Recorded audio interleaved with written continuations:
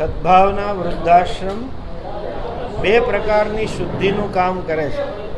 એક પર્યાવરણની શુદ્ધિ માટે 30 લાખ વૃક્ષો 12 થી 15 ફૂટના અમે કરી ચૂક્યા છીએ અને 1,40,00,000 1.5 વર્ષમાં પૂરા કરવા છે. બીજું સામાજિક શુદ્ધિ, સામાજિક સંસ્કાર શુદ્ધિનું કામ કરે છે.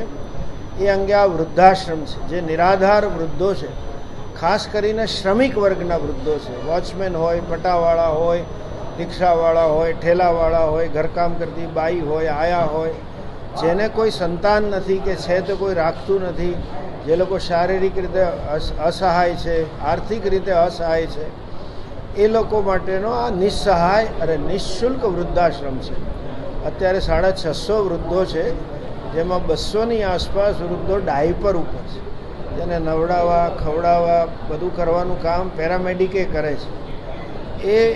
એ સેવા માટે સૌથી મોટો વૃદ્ધાશ્રમ આખા ભારતનો પરિશ્રમિકો માટેનો 5,000 વૃદ્ધો રહી શકે એવો જામનગર રોડ પર બની રહ્યો છે, જેમાં 1400 રૂમ બનશે, હોસ્પિટલ બનશે, પેરામેડિક સ્ટાફ રહેશે, બધું જ થશે.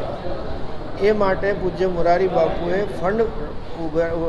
ફાળો ઊભો કરવા માટે કથા આપી છે. આંતરરાષ્ટ્રીય સ્તરની આ કથા રહેશે.